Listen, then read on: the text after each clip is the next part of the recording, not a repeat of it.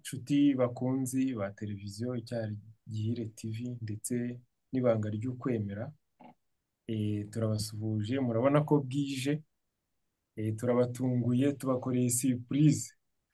Turabatunguye, bamwe turabakanguye. Ibyo tugiye kuvuga hari abagiye kubibona, ariko hari n'abazabibona ejo. Ni ukubera gahunda itunguranye, hari amakuru atunguranye atugezeho mu kanya.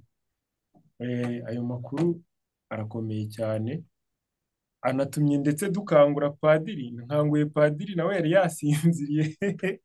Padiri ndagukanguye, sorry. nta kundi mbonye impamagara nuko ndavuga nti numva telefone irasonnye reka mwitabe kuko Eh, n'ubundi umupadiri ni nk'umuganga wa roho. Hari n'abaduhamagara nijoro bakeneye isakaramentu ryo gusigwa kw'abarwayi mm, cyangwa isengesho. Ubwo nawe nkwakire gutyo. Mm, eh, nanjye nari umurwayi rwose, kuko nanjye hari inshingano mfite, hari ideni mfite. Hari igitabo nigeze nsoma cya filozofi, umuntu witwa Izeyinzeyimana yavuze ngo dufite idene, nyine kugira ngo ishene y'ubumenyi idacika, nyine histoire de la philosophie, nyine shene idacika, ngo hari buri muntu wese uvutse aba afite ideni ryo gutanga ubumenyi. Nanjye numva hari ubutumwa mfite bwo kubabaza mwebwe abasaseridoti, kubera hari amabanga mufite menshi cyane. Twebwe abareki nyine tugomba kumenya kugira atunge roho zacu. Niyo mpamvu nyine bamuzereka ngo nguteshe umutwe, ariko nawe ndagushimiye ko ubyemeye. mm, Mm. wewe, Pade, hari inkuru rero iri gutrendinga mm, ikomeye cyane. Twari tumaze iminsi tuvuga ko ku bintu bijyanye n'amahame y'ukwemera kwacu, hari ingingo twamaze kuganiraho deja eshatu. mm. Twavuze kuri roho zo mu purigatori, Ku gusabira abapfuye n'impamvu yabyo n'aho bigaragara muri Bibiliya. mm, eh, ndetse tunavuga kuri batisimu y'impinja Yego. no ku mubyeyi Bikira Mariya. Wewe uribuka rwose. Mba mbyibuka, noneho ukanatwereka aho bigaragara, kuko icyo abantu badutsindisha hanze aha ngaha, abo mu yandi madini, bo badutsindisha Bibiliya, ibyo bavuga bafite ahantu byanditse. Rero nawe Na- natwe watweretse ariko watweretse ko na- bishoboka ko umukatolike nawe ibintu byacu byanditse, warabitweretse. natwe biba biri muri Bibiliya. Kandi buriya Kiliziya Gatolika ntabwo yigisha igamije guhangana, kuburana. Ntabwo Mm, ishyira imbere ibyitwa teoloji apologetike. Teoloji mm, apologetike ni teoloji imeze nko kwisobanura nk'aho umuntu ari mu rubanza. Oya, mm, ahubwo yigisha abana bayo, ikagerageza kubamurikira binyuze muri kadire dufite mu gitambo cy'ukarisitiya, mu myiherero tugira mu miryango ya Gisiyo Gatolika. mm. Wa wundi wenda utitabira niwe uvuga ati harya byavugiwe hehe, byavuzwe ryari. Icyo ni icya mbere. Ikindi kandi Kiliziya ntabwo yigisha igamije kwemeza abantu batayirimo. Oya, ntabwo ntabwo iba igamije kwemeza abantu batayirimo. Ntawe Mm. wize filozofi, Kiliziya ntabwo igendera kuri filozofi di non etre. Non etre.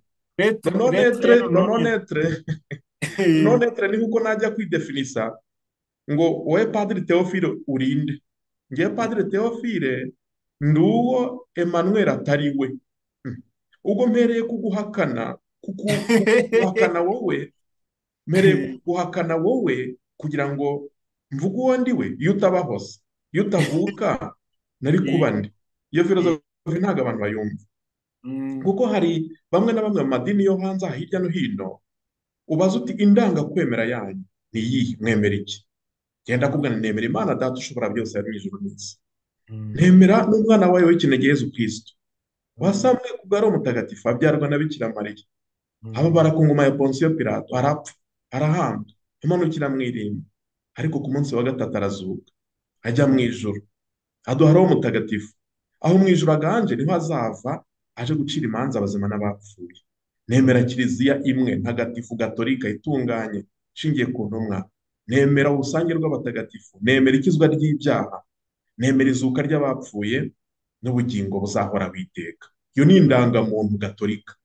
Mm. Noneho nakubaza nti wowe wemera iki? Ntaho nigeze mvuga ya madini ngo ngiye nemera ko bariya atari abantu, nemera ko bariya bayobye.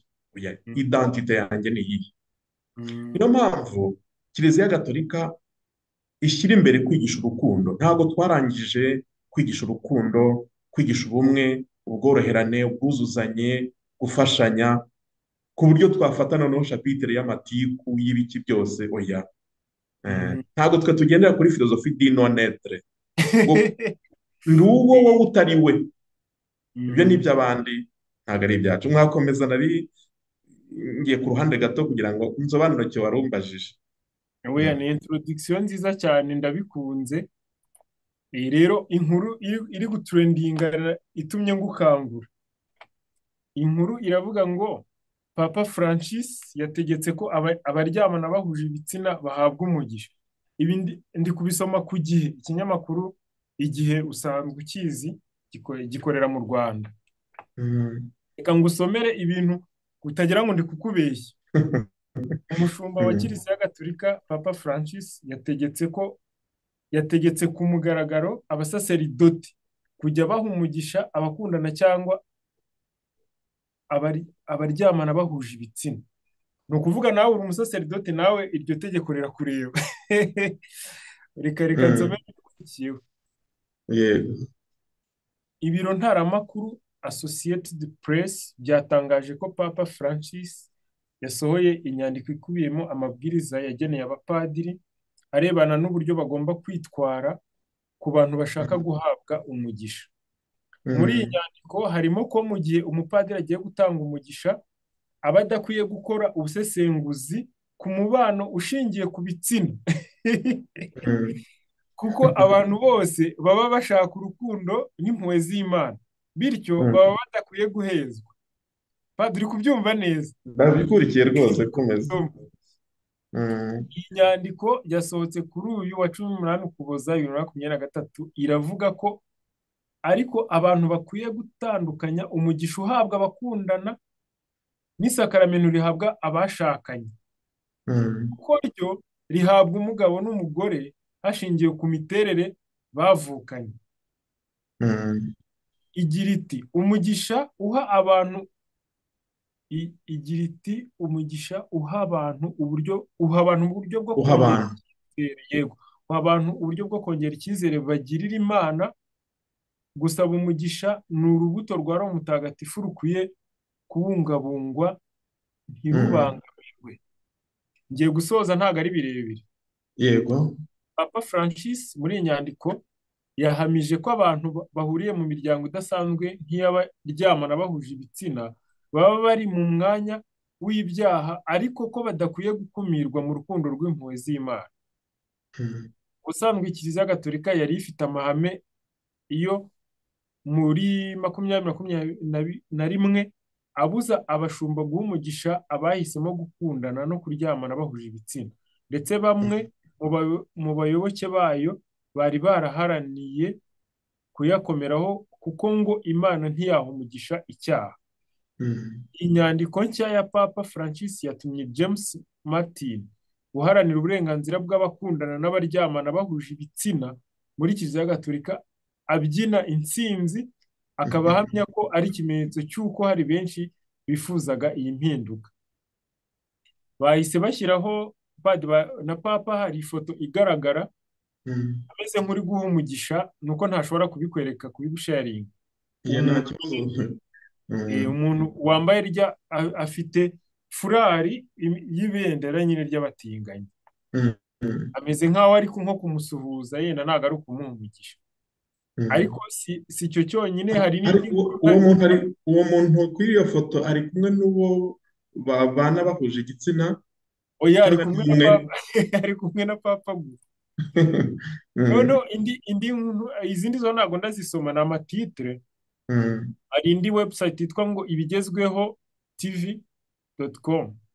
Papa Mm. Francis yategetse ko abatinganyi bahabwa umugisha muri kiliziya zose, ngo nabyo bijya gusa na biriya. Hari n'indi noneho ngo Vatican News, Mm. doctrine de la foi, encourager les mères célibataires à accéder au sacrement. Vatican News. Ariko ibyo ndumva byo bitandukanye na biriya twari turi kuvuga. Inkuru iri Wenda itumye nkubyutsa ni iyo Mm. ngiyo. Ibyo iyo tumaze abana bahuje ibitsina.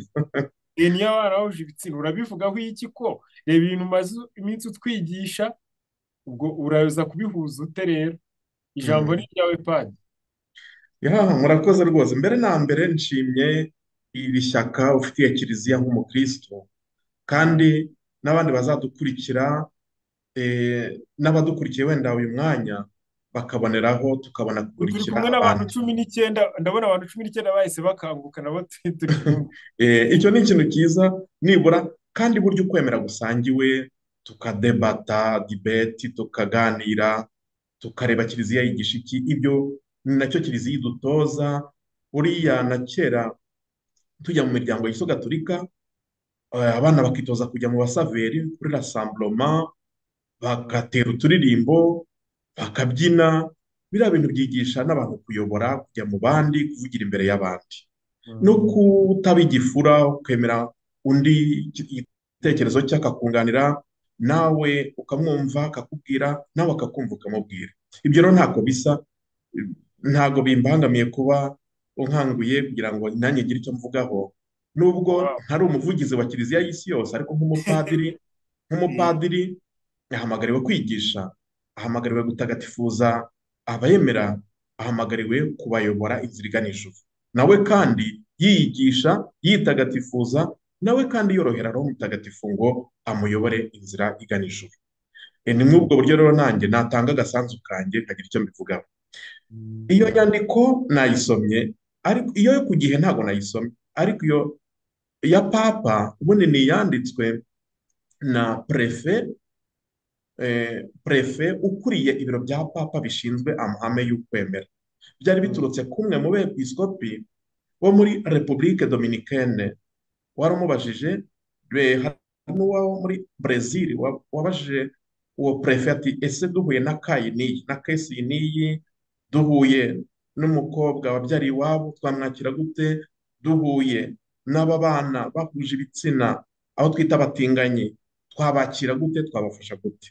Inyigisho za kiliziya ntabwo zahindutse, nicyo nagira ngo mvuge. Inyigisho za kiliziya ntabwo zahindutse, ntabwo bajugunyemo utuzi. Kujugunyamo utuzi sinzi niba iyo mvugo yumvikana. Kudiriwa, mbese kuregeza, ntabwo baziregeje, ahubwo uko biri muri Bibiliya niko n'ubundi kiliziya yigisha. N'iyo dusomye gatigisimu hano, kubera ko ntunguye nifashishije iki gitabo cyitwa Catechisme de l'Église catholique. Yego ndi kukibona. Ni igitabo kinini cyane ariko kirimo ibyo kiliziya gatolika yemera kandi yigisha. Ntabwo ngifite mu kinyarwanda, ndasoma, mfite verisiyo y'igifaransa nsobanuremo dukeya. Haragira hati: l'homosexualité désigne les relations entre les hommes ou les femmes qui éprouvent une attirance sexuelle exclusive ou prédominante envers des personnes du même sexe. Baravuga ngo homosexualité, icyo twita ubutinganyi, ni umubano w'abagabo hagati yabo cyangwa abagore hagati yabo bumva bafitanye rukuruzi, umwe agakururwa n'uwo bahuje igitsina. Bagakomeza bavuga ati elle revêt de formes très variantes à travers les siècles. Yagiye igira amabara, amasura anyuranye uko ibinyejana byagiye bihita n'imico. Bagakomeza bavuga ngo les actes d'homosexualité sont intrinsèquement désordonnés. ibikorwa relation byo kubana abantu bahuje ibitsina, ibikorwa ubwabyo ni bibi kandi ntibihuye no gushaka kw'Imana. Aka kantu karakomeye. Kiliziya se ibivuga ihereye ku ijambo ry'Imana mu gitabo cy'Intangiriro umutwe wa 19 umurongo wa mbere kugera ku wa 29, aho Bibiliya ikondana cyangwa se yamagana iyo relation, ubwo bumwe bwo kubana abantu bahuje igitsina. Ubwo kiliziya idefinisa ikintu, ivuga ikintu iki n'iki kimeze gutya, kandi ikavuga naho igifatiye, naho igihereyeho muri Bibiliya, icyemeje ihereye. Aho rero rwose niho kiliziya ibera kiliziya. Ideklara ikintu, iratangaza, ariko si igitangaje igihereye.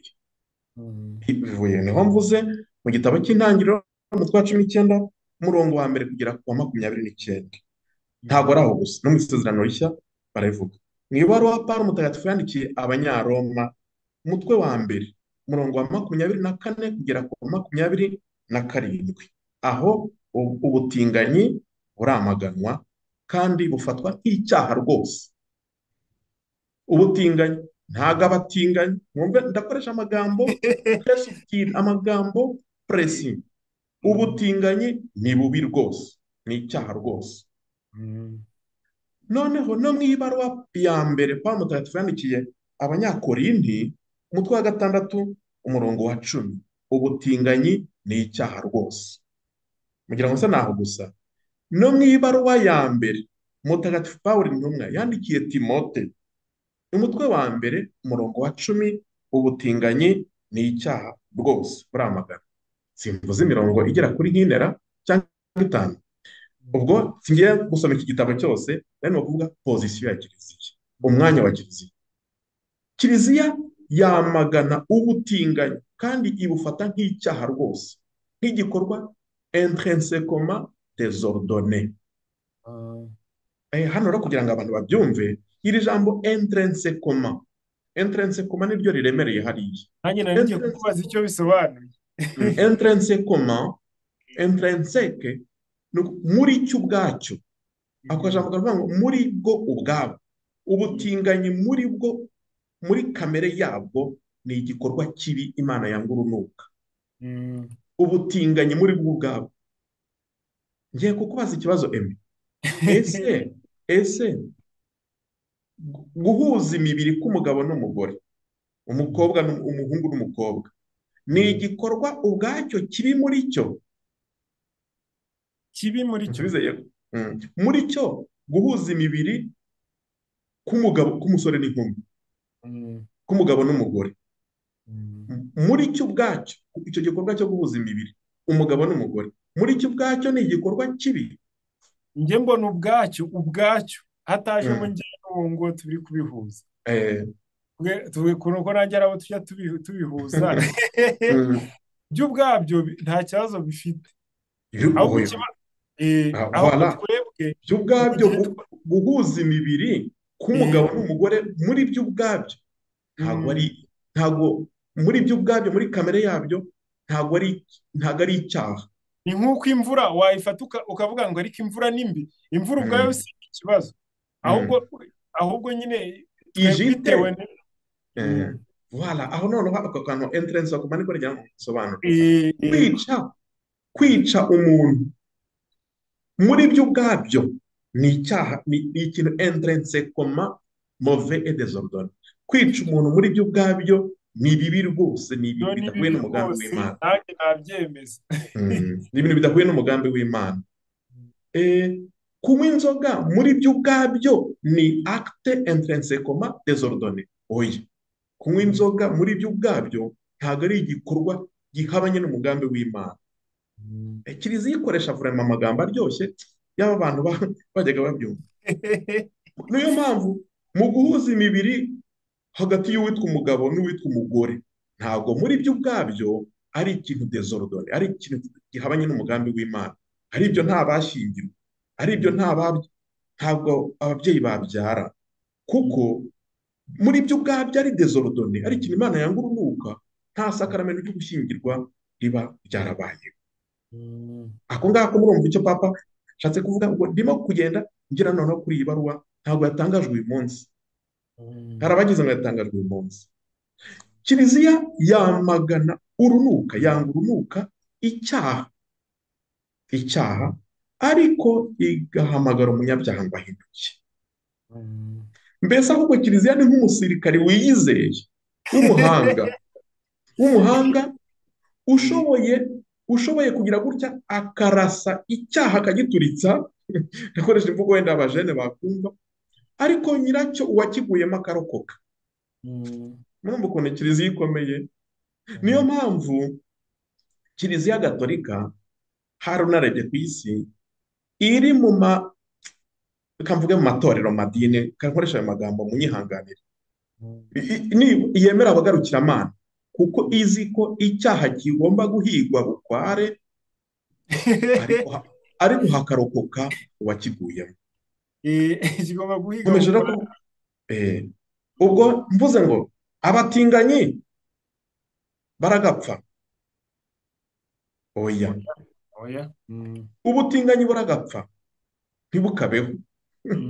Kubera ko kiliziya iyo rorasiyo, ubwo butinganyi nibwo yamagana, ariko uwabuguyemo kiliziya ihora imureba, imwegera kugira ngo irebe ko yabivamo, irebe ko yakira. kandi padiri n'ahandi wasomye hari bari bari kwamagana ubutinganyi, ndabyibutse. Juste no ku gihe hari aho banditse ngo ntabwo bishobora kwitiranwa na mariage, kandi kiliziya hari ahantu wasozereje ku gihe, ntabwo yari tikira nayisome, bavuga ngo kiliziya ni inyampuhwe. Tujye gusoma noneho Bibiliya, turebe mu ivanjiri ya Yohani umutwe wa 8 dusoma umurongo umwe wa 11. Umugore arasubiza ati nta n'umwe mwigishwa. Yezu yabajije wa mugore warafashwe asambana ati mugore babandi barihe, nta n'umwe waguciriye urubanza? Umugore arasubiza ati nta n'umwe mwigisha. Yezu aramubwira ati nanjye rero singuciriye urubanza, genda ariko uherukiraho gucumura ukundi. Genda ariko uherukiraho gucumura ukundi. Ni amagambo abiri. Nanjye singuciriye urubanza, genda. Aho ngaho ni urukundo. Urukundo uherukiraho gucumura ukundi nicyo bita ukuri. Kiliziya irangwa n'ibyo bintu bibiri, urukundo n'ukuri.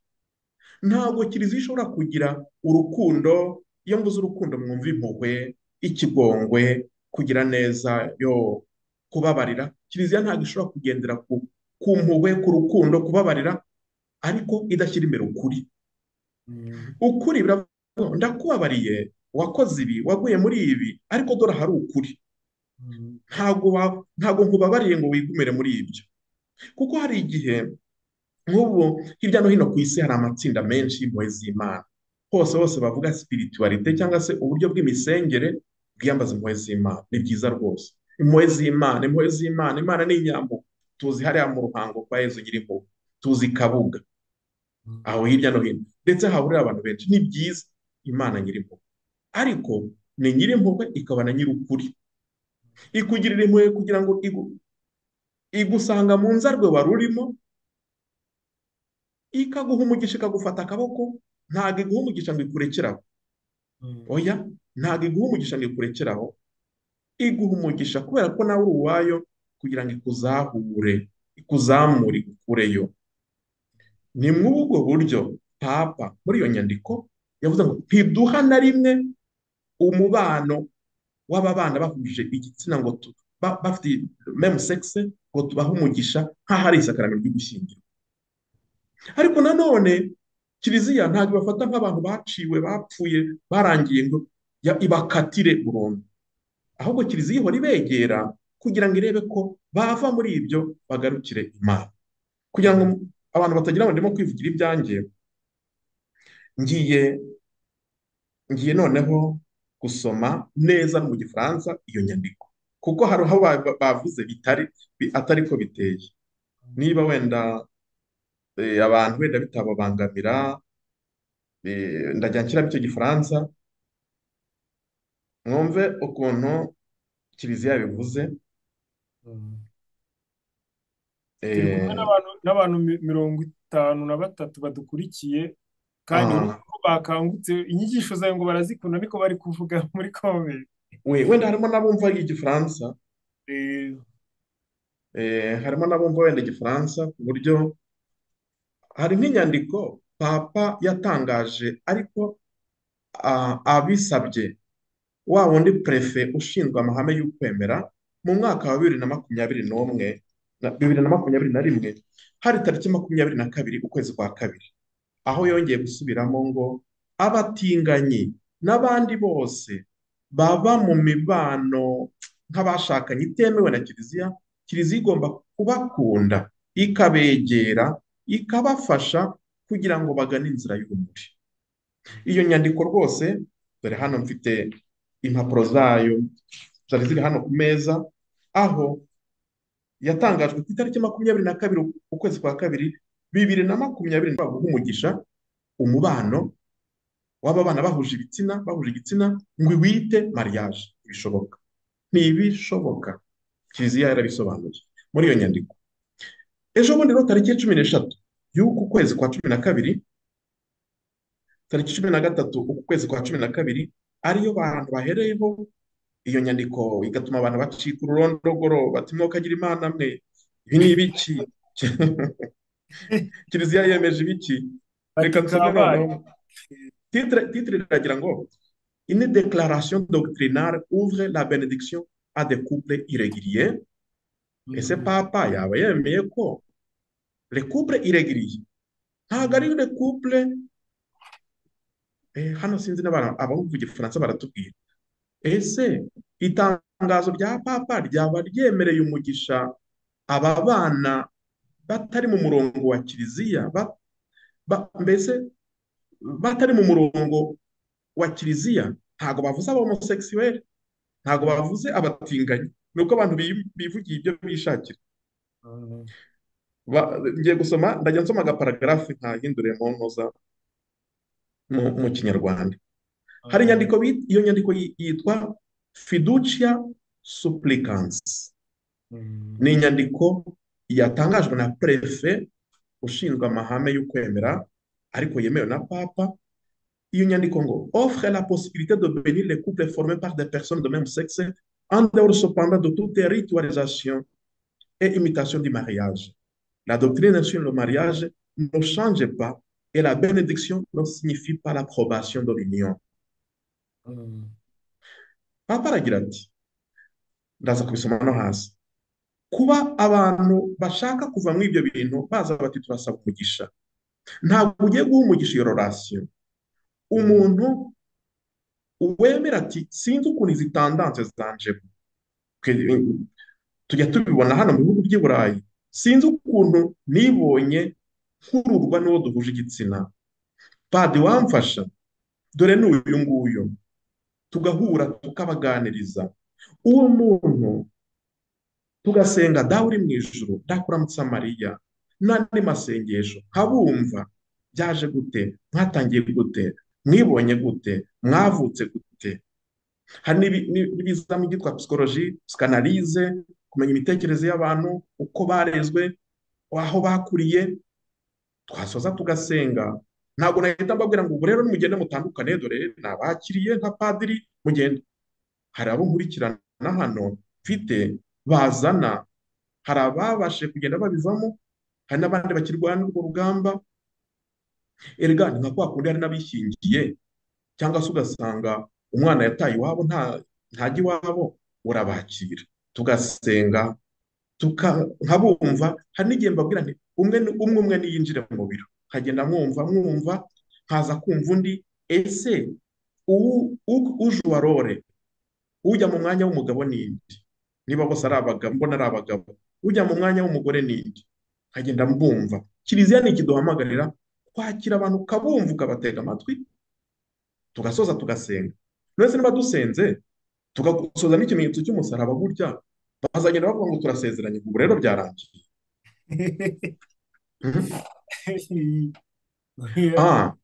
Tujye mu mibare none. Kiliziya ntishobora kugira ngo ibindi n'ibisobanuro birakurikiraho, abavandimwe mudukurikiye n'abandi muzadukurikira, iby'ibanze navuga ngo Kiliziya ntishobora guha umugisha une relation pécamineuse. No kuvuga Kiliziya ntishobora guha umugisha isano nyacyaha, isano nganisha cyaha, umubano cyaha, ntishobora kuha umugisha na rimwe. Ariko Kiliziya ishobora guha umugisha umunyabyaha ubyemera, kandi umunyabyaha ushaka kugaruka. Ikindi, na wa wundi w'umutinganyi igihe aje muri Kiliziya akazana n'uwo babana ati mudufashe, ntabwo wabiruka ngo ukomere ngo mugende mwaje kumara iki, kandi bashaka ubufasha. Abo batandukanye nabo bandi bafata amabendera bakajya mu muhanda bagafata amabendera yabo bamamaza ngo Kiliziya nitwemere, igomba guhindura ibyo yigisha ikatwemera. Niko bimeze.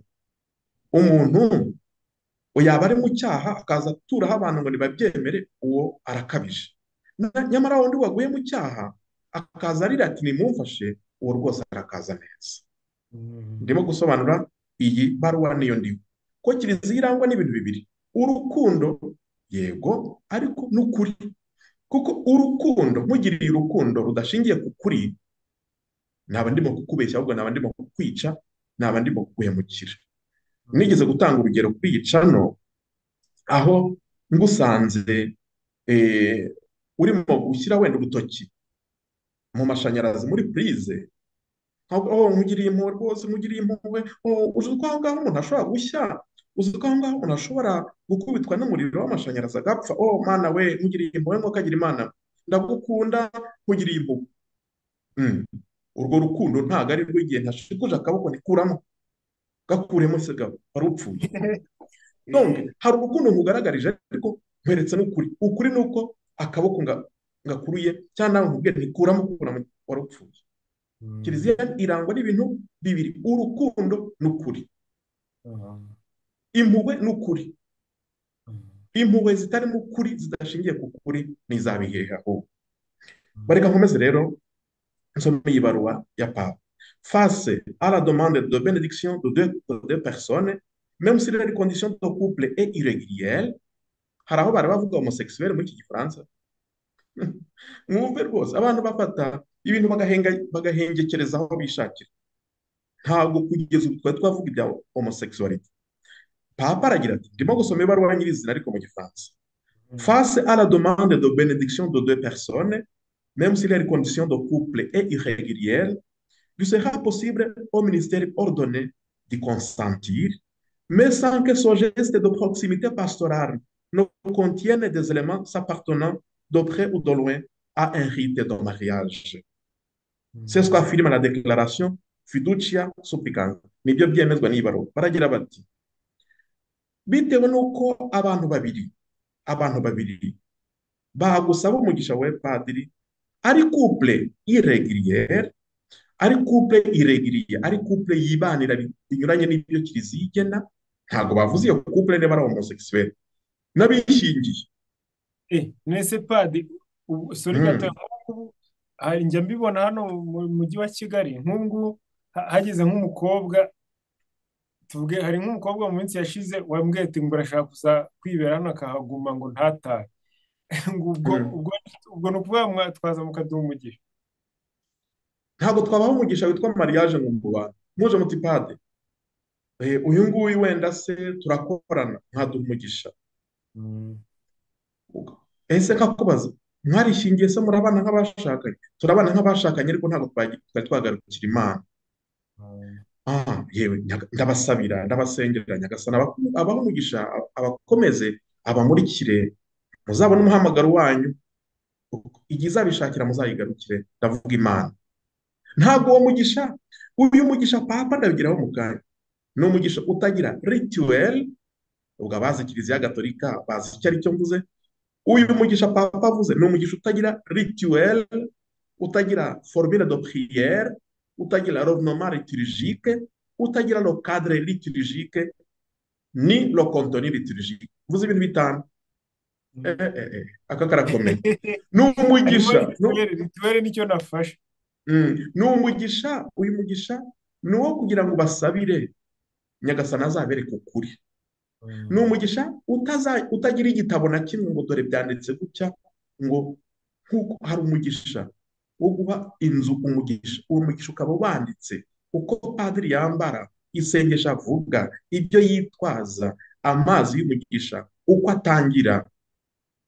Mbese mu yandi magambo, ni umugisha utagira protocole liturgique. Ni umugisha wiyemprovise, ntubare ijambo ugiye gukoresha. Ni umugisha giturumbuka w'aho ngaho, uguye aho ngaho, kugira ngo ba bantu nabo bumve ko bakunzwe n'Imana, bumve ko bakunzwe n'Imana, bumve ko Imana itabataye, bazagera aho bayigarukire. Uyu mugisha ni nk'uko abantu bagira gutya, bijya bibaho cyane mu Rwanda. Twajyaga mu miryango remezo, ukabona abantu barimo guhinga, bari muri mapadi, ugiye he? Mu muryango remezo. Waduhaye umugisha, Nyagasani Yezu nabane nawe, ukabaha umugisha.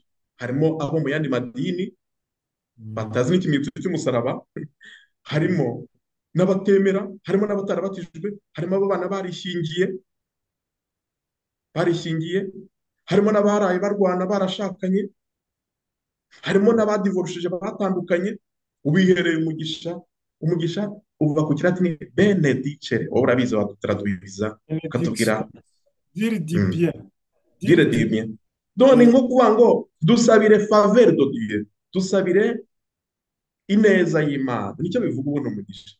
Umugisha urimo amoko abiri, dusabira ineza y'Imana natwe twumve ko dukunzwe n'Imana, hari noneho dusabira ineza y'Imana utwerekeza ku isakaramentu.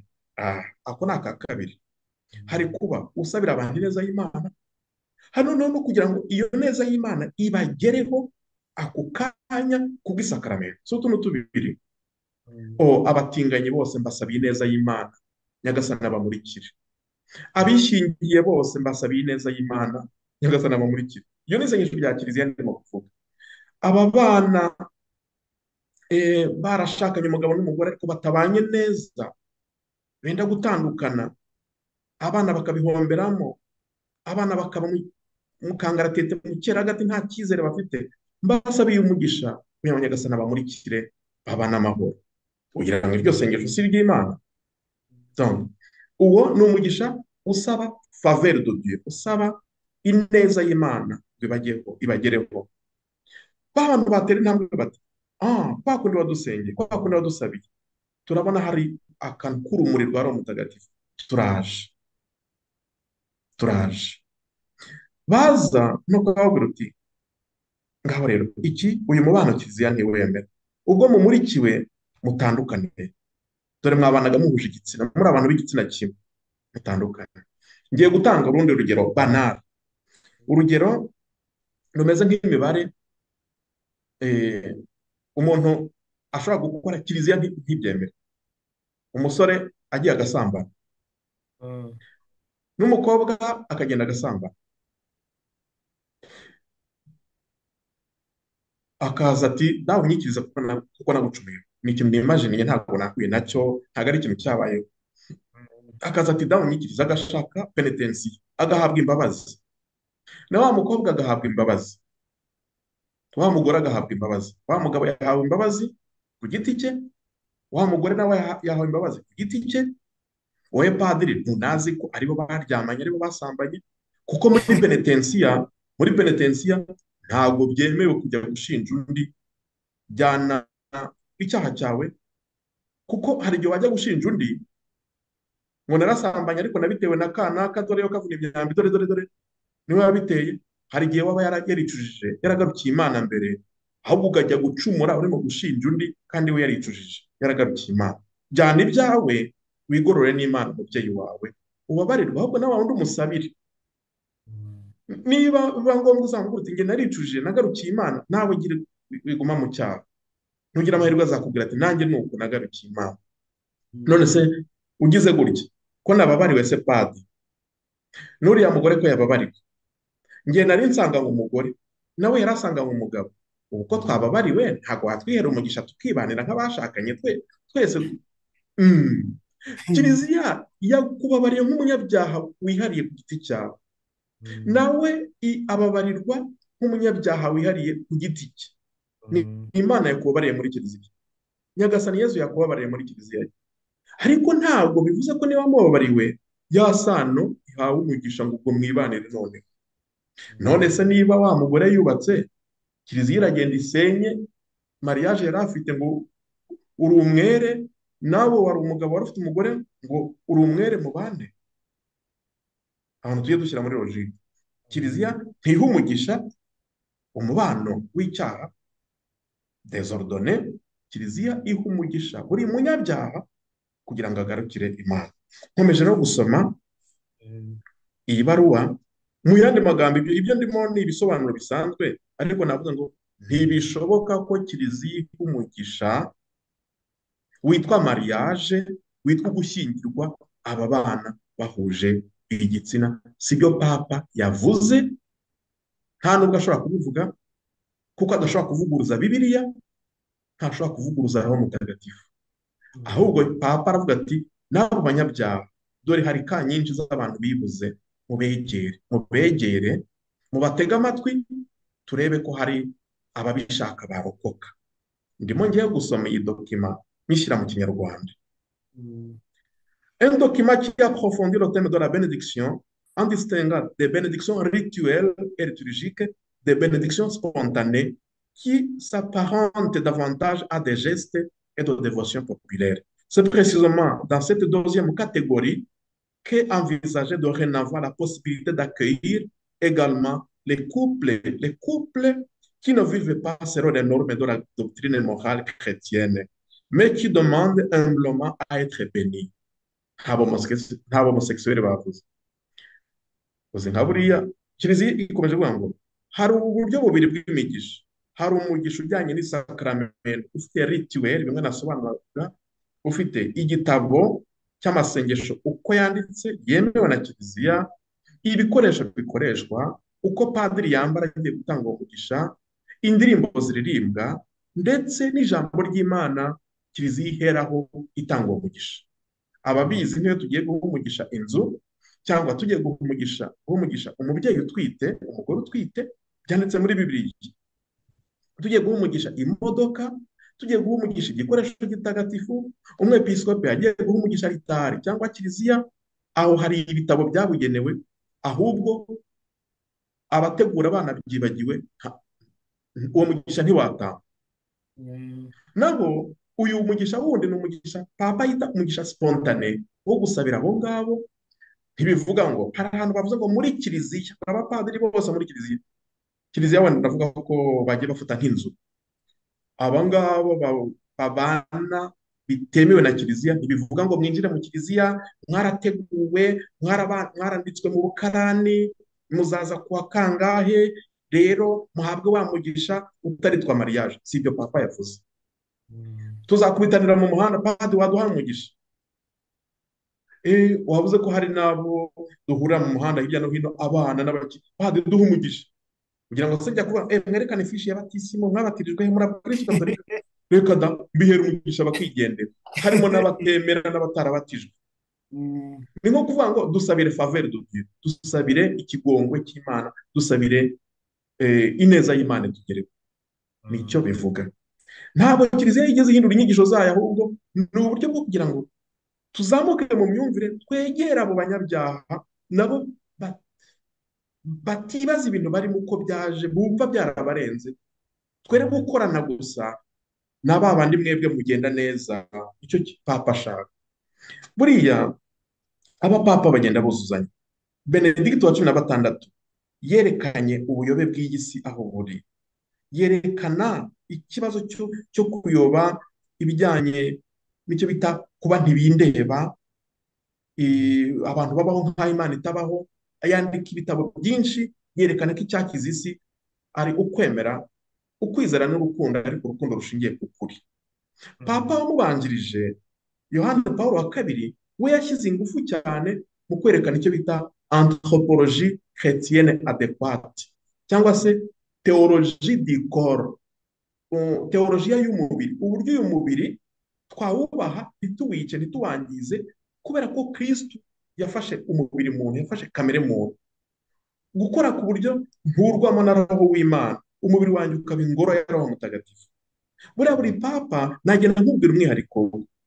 Papa Pawulo wa gatandatu, wa wundi wasojeje inama nkuru ya Vatikani ya kabiri, yashyize ingufu cyane ku iyogezabutumwa hirya no hino, mwegera abantu. Papa Francis dufite ubu ntabwo yari gusubiramo ibya Papa Benedikito wamubanjirije ngo asubiremo. Waravuga ati, anatangaza ijambo rya mbere yatangaje atowe, yaravuze ati roho mutagatifu yagiye mu mpera z'isi, kuko no muri Argentine, niwo ku mugabane wa Amerika y'Amajyepfo. Ati yagiye hirya no hino ku mpera z'isi. Rero ndashaka nanjye kugira ngo negere abantu bari ku mpera, kuri le peripherie, bari ku muzenguruko hirya, babandi navuga ba sentabwa ba nyirantabwa bari kure. Nguko kuko uzumva papa ashyira ingufu abo bakobwa babyariye iwabo, kiliziya bakire gute. Niyo baruwa yatangajwe uyu munsi, ahubwo kiliziya bakire gute. Nushaka nubona umwanya uzambwira tuyivugeho, wumva ukuntu ari ibaruwa iryoshye. None se umuntu arasamye, papa aragira ati uwo muntu arasambanye, kiliziya ntiha umugisha ubusambanyi, aho abakobwa babyarira iwabo. Ugize gutya na ya korari yari arimo yamususurutsaga uramwirukanye, umufungiye amasakaramentu.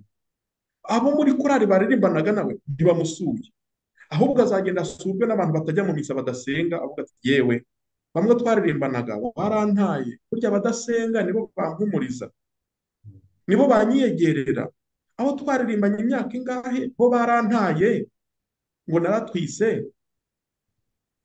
kandi wenda nabo barasambana ntibasame, none njyewe barantaye. Urumva ko isi, abo twita ab'isi bashobora kugaragaza urukundo kuturusha. Icyo ni ikintu gikomeye. Nyamara wamwegereye ukamubwira uti nyamuneka ibyabaye byarabaye, akiri uwo mwana mu rukundo. Ahubwo no muri psikoloji umufashe kugira ngo wa mwana byabaye, iyo bishobora wari kubihagarika ntasambane. Ntabwo icyaha ari ugusama, icyaha no gusambana. Noneho ufashe uwo mwana, urwo rubuto rwavuye muri cya gikorwa cyabaye, urwo rubuto uwo mwana mwiteranyije n'icyaha. Ntabwo umwana basamye yitwa icyaha kuko si we basambanye. Naho ngaho kiliziya ifite imyumvire izamutse, kuko hari igihe dushaka kugira ngo uhane wa wundi wasambanye ugahaniramo n'umwana, kandi numukomereza ukwemera numwegera azabona rwa rukundo areramo wa mwana. Umufashe kwirinda ibikomere. Tuzi ko ibikomere byinshi dufite tugendana, ibyinshi ari ibikomere byo mu bwana. Iyo tugize amahirwe ababyeyi bakatwegera, abantu b'umutima mwiza bakatwegera, baturinda byinshi n'ibyo bikomere. Iyo ni inyandiko papa yatangaje, ariko nta bayivuzeho, nicyo gitangaje. Nta bayivuzeho, bivugiye ko ibyo by'ubutinganyi nabyo bainterprese nabi, batwaye intambike. Ahubwo papa nk'uko abakobwa babyariye iwabo aragira ati mubegere bashaka penetensiya, kuko mubashimire. Washimira umuntu wabyariye iwabo, washimira umuntu utwite nta mugabo afite, mushimire, kuko hari uyisama yabimenye imaze ukwezi kumwe akaba aramwishe, akagira gusambana, akagira no kwica ikiremwa kitivugira, no guhakana maternite, no guhakana ububyeyi, ni nko gutsemba inyokomuntu. Gukuramo inda ku bushake ni icyaha ubundi gikomeye kirenze ibindi, kubera ko ni ukurwana n'ikiremwa kitivugira uwo mwana, utirwanaho nibura ngo akurwanye nawe akurwanye. None wa wundi arasamye arabyakiriye, niwe ugiye guciraho urubanza rw'iteka. Muhumurize, mukomeze, uri intwari utayikuyemo, uri intwari utamwishe. Isi yose yagutaye, n'ababyeyi bawe baragutuka.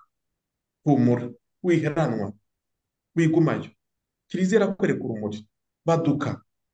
Ngwino ahubwo uhabwe penetensiya, nibura ukunda ukarisitiya, kugira ngo uzabone imbaraga z'ijuru zituma ubyara uwo mwana neza kandi umurera neza. Ariko umenye ko kubera ko wabyaye usambanye, ntabwo wari ufite umugabo uzwi, uziga iminsi ingahe kugira ngo umenye inshingano zo kurera Gikristo.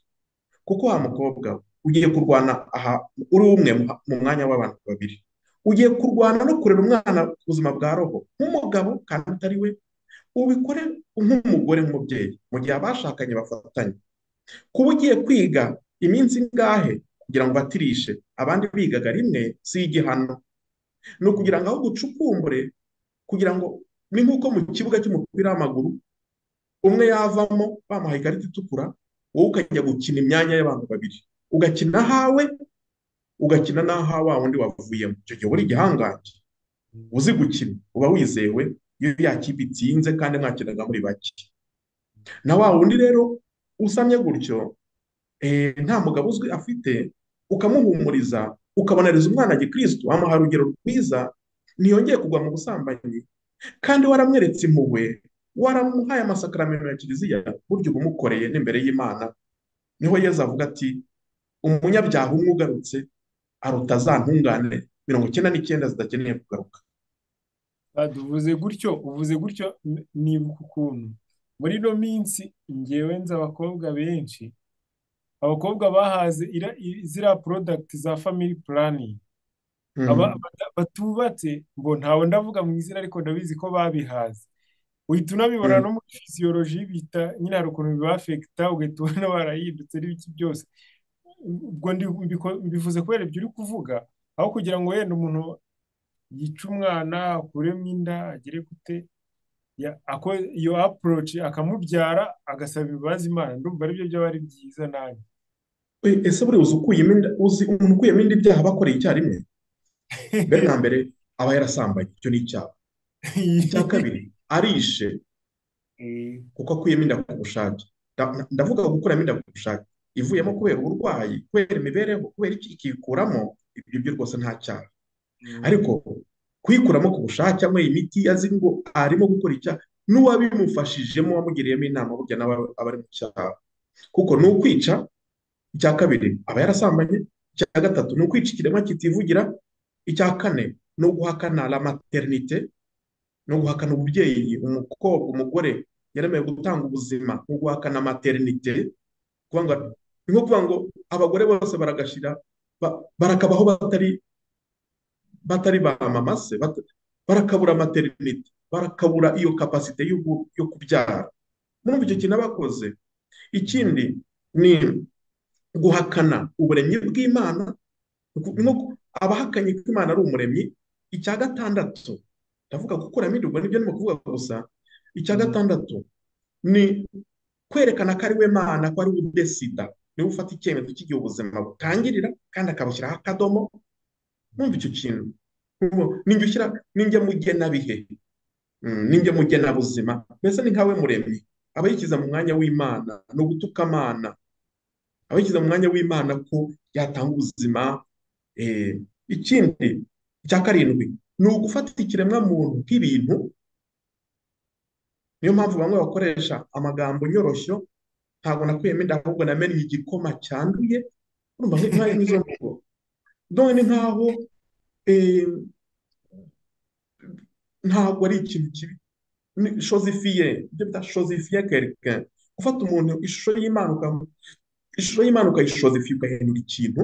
Urumva harimo guhakana uburemyi bw'Imana. Icya munani ni ibyaha biganisha ku gutsemba umuryango.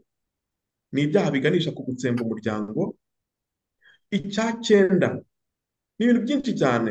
Icya cyenda ni ibyaha biganisha kurwanya kiliziya no kurwanya famiye, kurwanya kiliziya no kurwanya famiye.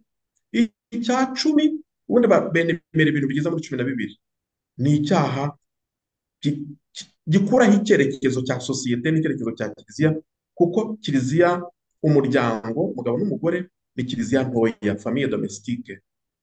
Bityo rero gukuramo inda ni icyaha gikomeye. Wa muntu rero waguye muri cya cyaha cy'ubusambanyi, ariko akavuga ati umwana nasamiyemo ntabwo mwitiranya n'icyaha, ntabwo mwitiranya n'icyaha, warakabaho uwo muntu kudoshapo, wamukurira ingofero, ahubwo igihe amwakiriye n'ibitutsi biba bimuri ku mutwe, nabe bamuciye, wagombye kumufasha. Bagombye kumufasha. Nari ndimo kuvuga ko hari uburyo bubiri bwo gutanga umugisha, ko uwo mugisha utagira igitabo, utagira isengesho, utagira imyambaro yihariye y'umupadiri, utavuga ngo utangira ugaha n'aha muri kiliziya mwateguye gutya. Ni umugisha waha abantu bose kugira ngo bagerweho n'ingabire y'Imana, bazageraho bamurikirwa, bagarukira Imana. Papa akomeza avuga ngo afin d'éviter de reconnaître de quelque manière que ce soit comme mariage ce qui n'en est pas un. Elle rappelle que selon la doctrine catholique pérenne, seules les relations sexuelles dans le cadre du mariage entre un homme et une femme sont considérées comme licites.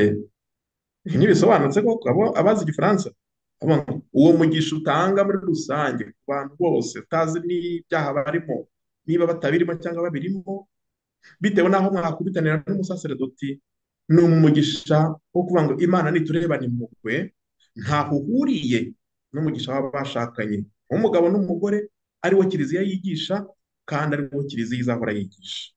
Mm. ndumva ari ibyo, sinjya gusoma iyi baruwa yose. Mbese papa aravuga ngo ni umugisha de devotion, ni nk'umugisha w'ubuyoboke w'ikintu sosiyale populaire, ntaho uhuriye na mariage. Mm. Donc abantu rero bahumure, ndumva tutatinda cyane, abantu bahumure, ntabwo kiliziya ishobora kuyoba. Kiliziya ni ntagatifu, icyo kintu ntabwo burya tujya tukimenya, iyobowe na roho mutagatifu. Papa kandi ntabwo ashobora kuyobya kiliziya ngo agere gutatangaza ibintu ntibishoboka. Akorana n'itimu ikomeye, n'ikipe y'abantu babyize basenga.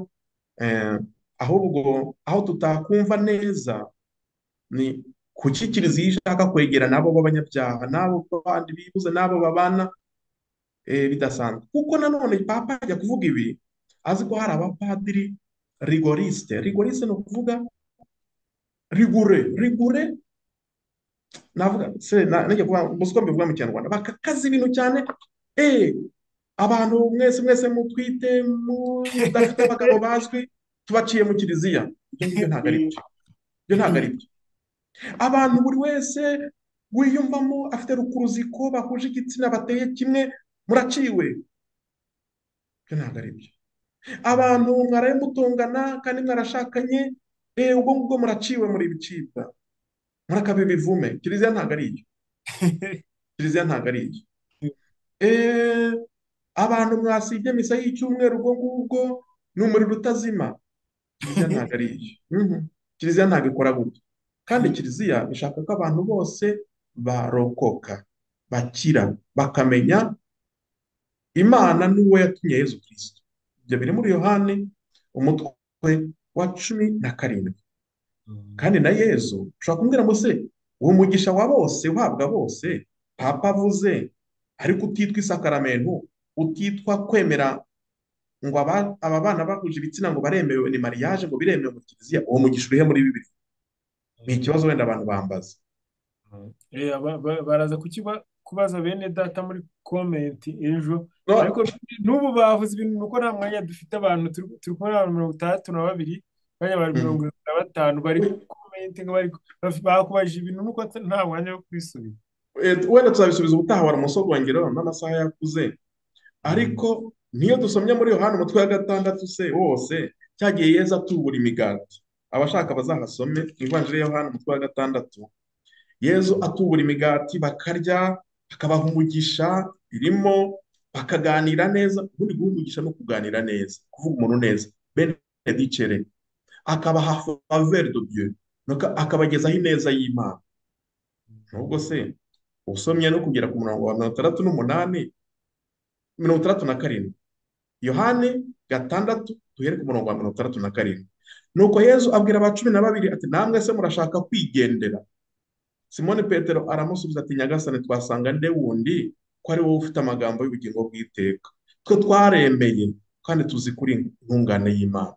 Mu yandi magambo, Yezu yari yagaburiye bose, abanyabyaha, abemera n'abatemera, abapinga ibye, ababyemera. Ariko amaze kuvuga ngo ni njye mugati muzima wamanutse mu ijuru. Ubu murariye iri funguro, muri amafi, muri iyi migati murahaza, ni njye muzaharya mubeho. Ni muri Yohana umutwe wa 6, ni njye muzaharya maze mubeho. Avuze gutyo, ba bandi nabo bari bagezweho n'ingabire y'Imana na faveur de Dieu, wa mugisha wa rusange w'abantu bose bari ngo barabicaje mu byatsi bararya. Mbese bitunguranye gutyo, ntabwo ari ukuvuga ngo ni abantu, ni intumwa zatowe. Yezu amaze kubagaburira bose, ntabagejeho inyigisho, bose babonye wa mugisha wa rusange. Amaze kuvuga ati, muzandya rero, muzarya umubiri wanjye mubeho, bikuriramo akabo karenge barigendera. Noneho Yezu arababwira ati, namwe se ntumwa zanjye, namwe bizeye mujye kwigendera se? Namwe mubaye skandalize inyigisho zanjye? Namwe mutunguwe nuko mvuze ngo muzandya? Petero ni nkaho yavuze ati, simbyumva neza ukuntu tuzakurya, kuko Yezu yari atari yaremye Ukarisitiya.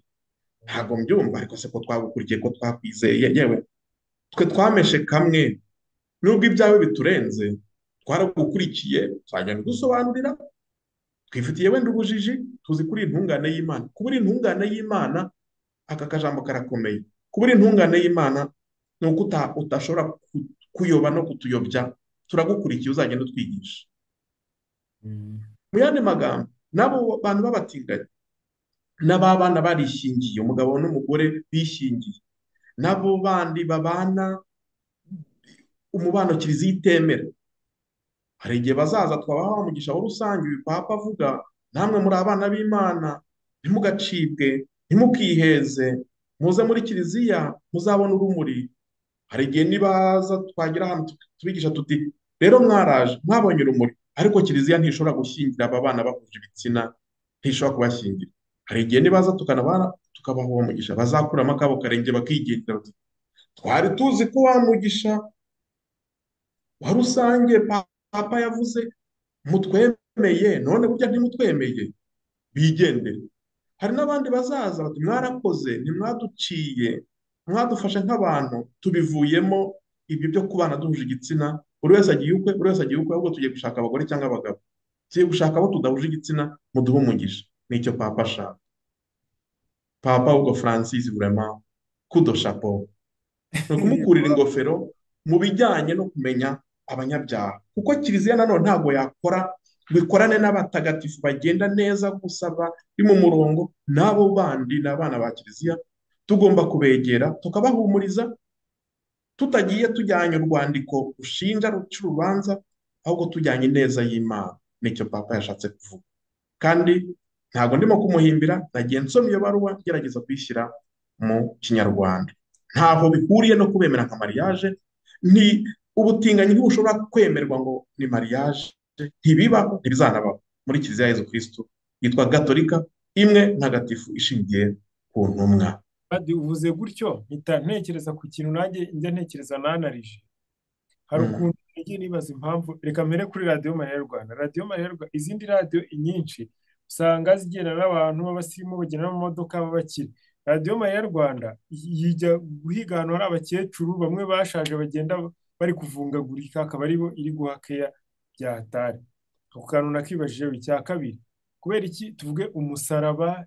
Ibi nyine tureba umusaraba ni ikintu muri sosiyete, muri kominote kibi, no kuwuvuga byonyine bumva bisona nabi nyine mu matwi no mu mutwe hose, ariko ugasanga mwebwe muwuha agaciro, ariwo muri guha agaciro, ubwo hari icyo biba bivuze.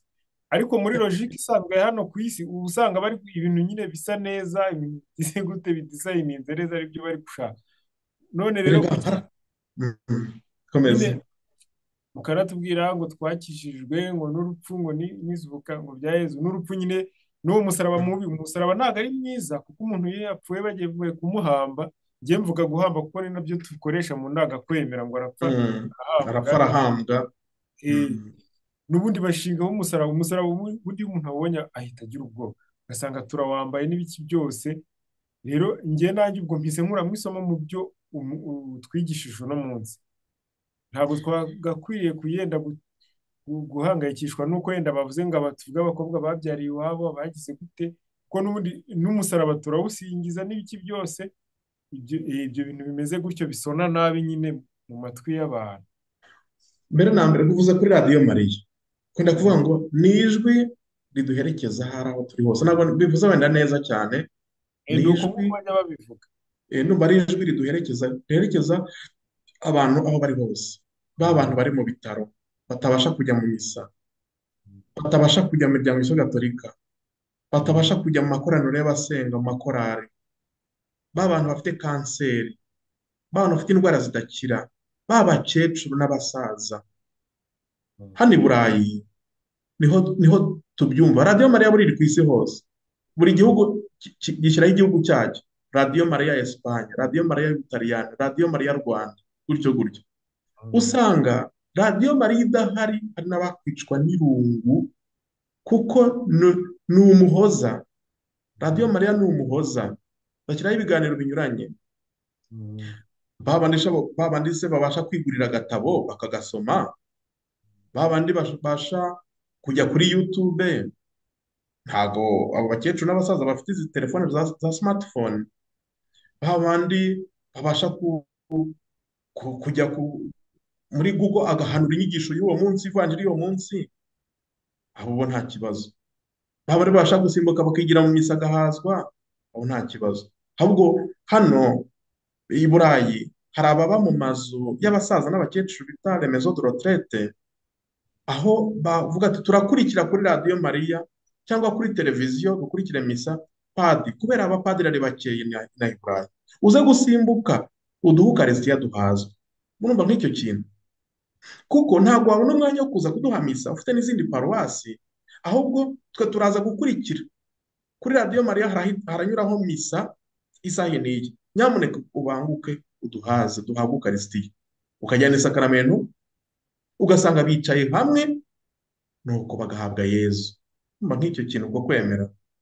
Hari dufite ikirezi, noneho twagera ku musaraba.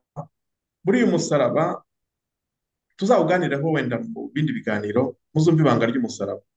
Nta wundi muntu n'umwe ushobora kwambara cyangwa kwikoreraho cyangwa gutunga mu nzu ye icyicisho, ikintu cyishe uwe, ngo urebe umuhoro, umupanga batemesheje abawe, ngo umanike hariya, ngo uwuramye, uwusenge, uwushimire, ngo dore umupanga mutagatifu, ngo dore uyu ni umupanga, uyu mupanga ni mutagatifu. Nta n'umwe, nta n'umwe. Nyamara umusaraba wa Yezu wiciweho Yezu turawuramya, turawusingiza. Dore igiti cy'umusaraba cyamanitsweho agakiza k'isi yose. Dore igiti cy'umusaraba cyamanitsweho agakiza k'isi yose.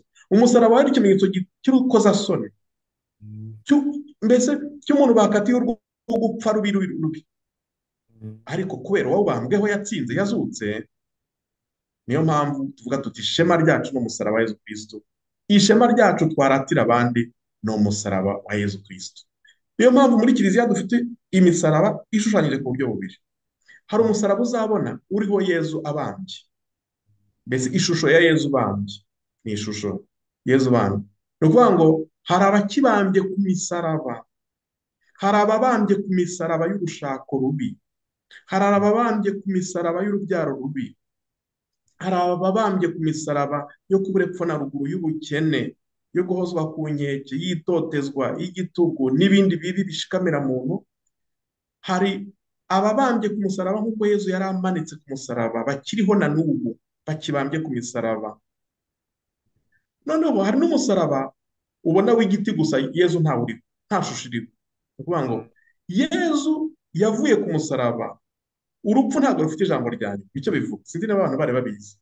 Donc umusaraba uriho Yezu ubambyeho, tubona ishusho, udusobanura ko hari abantu bakiri ku musaraba tugomba gufasha, tugomba kuba hafi. Niyo mpamvu hari Caritas, kandi buri wese akaba ahamagariwe guhamya urukundo. Mbese tubona Yezu aracyabambye, hari abakibambye, hari abagishikamiwe. Tujya turirimba ngo Roho w'Imana ngwino, hari abashikamiwe barengana rwose, cingo yibaziritse. Abo ngabo bavugwa ni abashushanywa n'uwo musaraba uriho Yezu ukibambye. Hari naho tujya tuti Nyagasani yazutse, ku musaraba uriho ubusa, ari igiti gusa. Ni ukuvuga ngo kwa kubambwa ntibigifite iherezo, ahubwo Kristo yarazutse. Iriya misaraba yombi iruzuzanya, uriho Yezu, ishusho ya Yezu ubambye, n'utariho, ariko yose irangirira kuvuga ngo Yezu ntakiri ku musaraba, yaratsinze. N'abandi babambye ku misaraba inyuranye y'iyi si nibahumure, Kristo yaratsinze, ni muzima kandi atanga ubuzima. Warekera ahora ko bwije.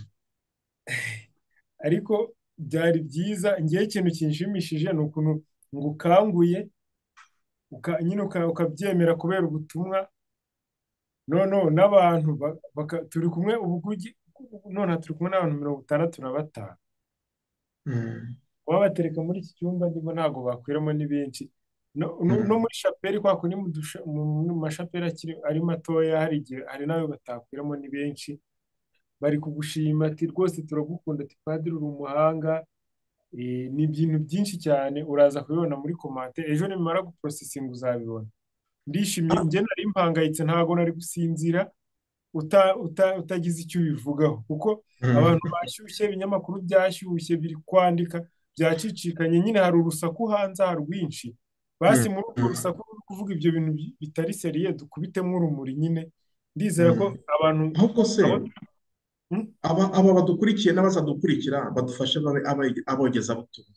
baba abogezabutumwa gute? Basangiza, haba kuri iyi cano Icyaha Gihire TV, haba kuri cano Ibanga ry'Ukwemera, naho mu kanya biranyuraho, basangiza abandi.